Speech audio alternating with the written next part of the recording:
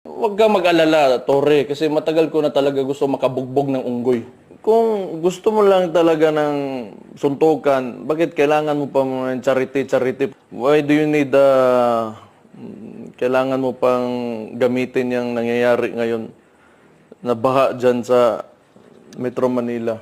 If you're really serious about this, kung gusto mo yung charity na yan, and you've laid some conditions, then let me lay my own conditions for the event. Kung serious ka talaga, ha? These are my conditions.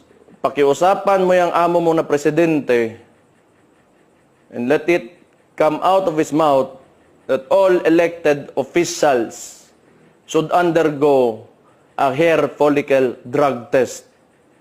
Papalagan ko yung charity mo na yan. Wala problema. If it will answer the